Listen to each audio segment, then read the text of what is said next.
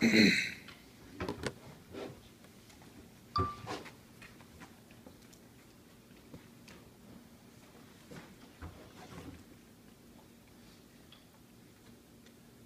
Bo, two rivalry games down, another one to go this month.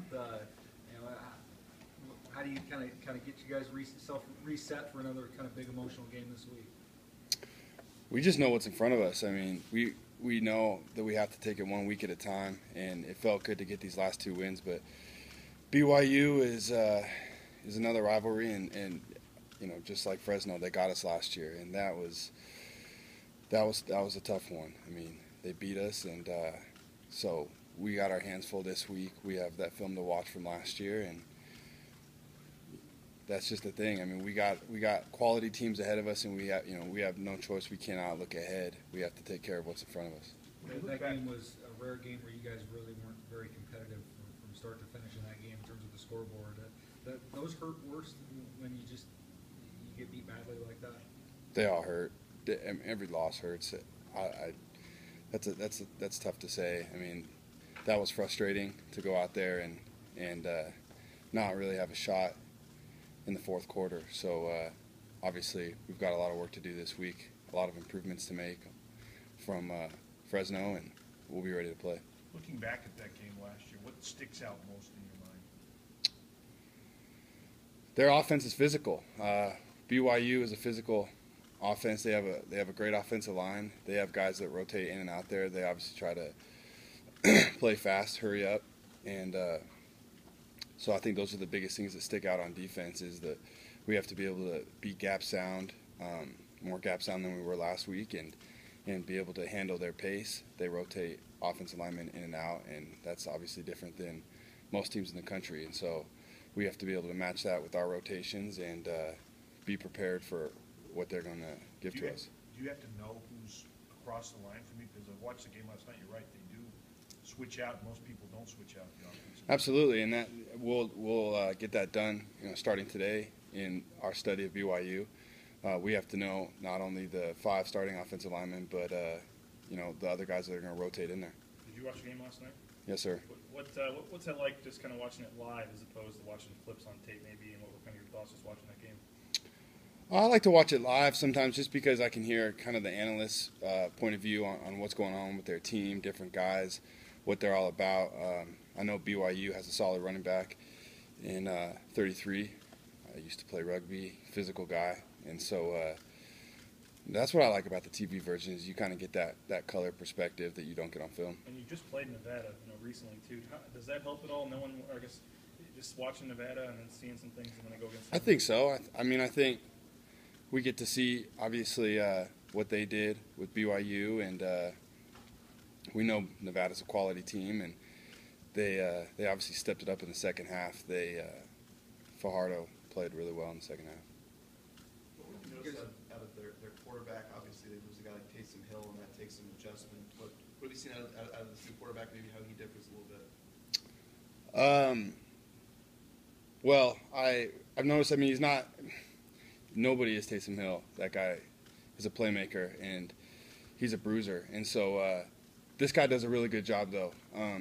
He passes the ball well, and when they ask him to run, he runs well, and they obviously do good things with their zone read. So I know, and he played well against UCF, I think, the week before, and so he's prepared, and he's got some momentum going. He's obviously now this is 2 games that he started, 3 games that he's played in, so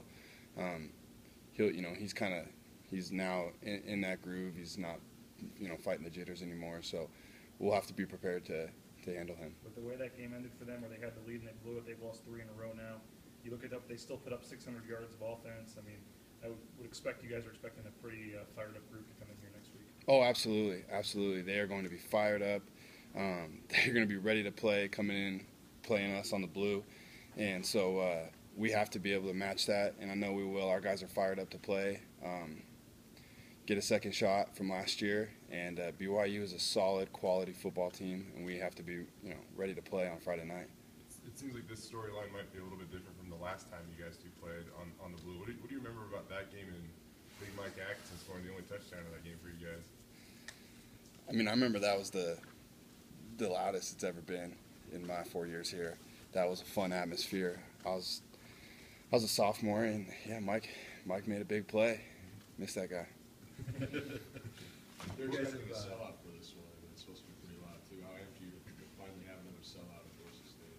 Oh, I'm amped. I'm absolutely. I love our crowd. They do a great job, and I do know that our crowd gets even more fired up for BYU, just with how close we are to them and everything. So I couldn't be more excited. We've seen some videos, some of these wins, like videos on Twitter and stuff. You guys celebrating in the locker room. I mean, did you guys celebrate like that last year and we just never saw, or is there a difference this year to enjoying the wins? I think you always celebrate great after a win, but Coach Harsin talks a lot about the emotion and the work that gets put into every week of preparation, and that's something that has definitely resonated with me. When you put that much work in and you grind all week, I mean, football's a hard game. It takes a lot of hours. A lot of people don't see that, and when you get that win on Saturday, Coach Harsin, he's done a great job of just telling us it's okay to cut it loose, to enjoy it, because that's why we play the game. You play the game for that just emotional exuberance that just comes,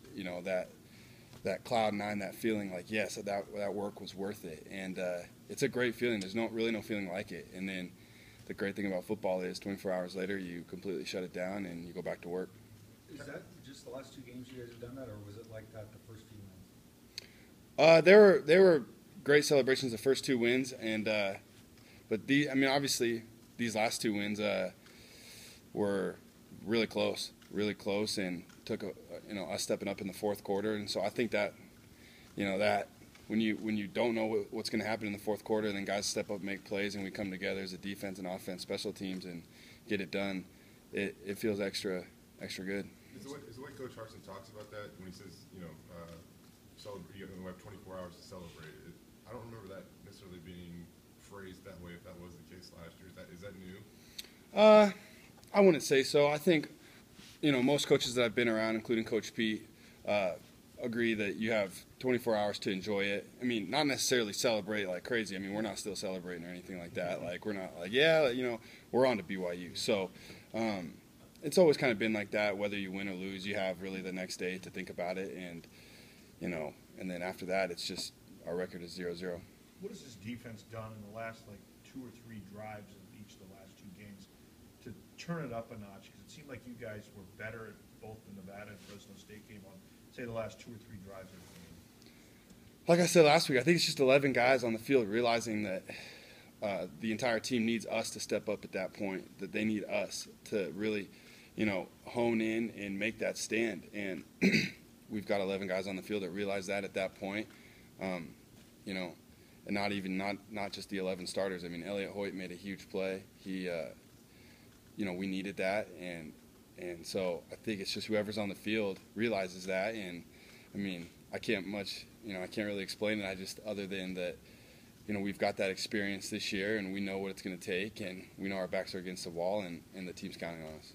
When we asked you about last year's Fresno State game last week, you were pretty blunt and said that it sucked. You said it was one of the best games you played in. That's how you kind of describe it. So how would you describe that game that you played in just this last Friday? Much the same.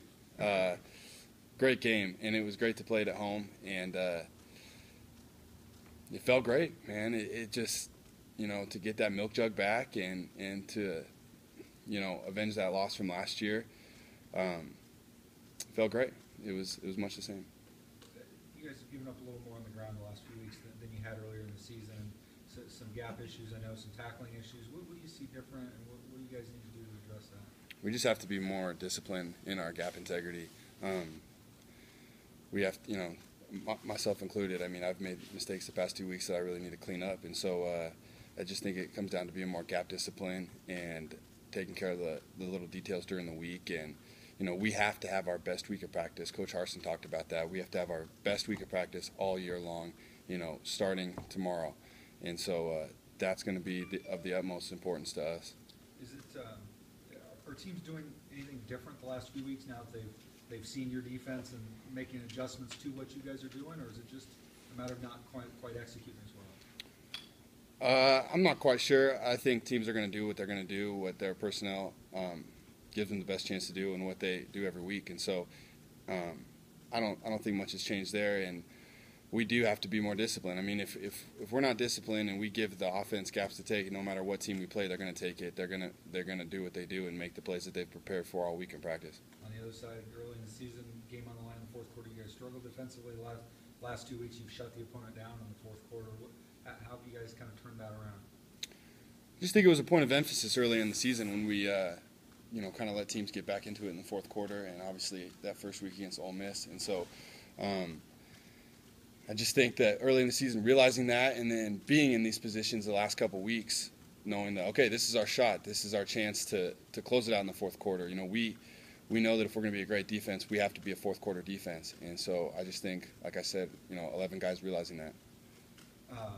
When you look and see Ole Miss now at 7-0 or whatever they are, third in the country, what do you think? I mean, you guys saw them at the very beginning of the season. What do you think when you look and see where they're at today? Great football team. We played them well for most of the game, and they're a great football team. That's about as much as I can say about that. Thanks, Bill. Yep.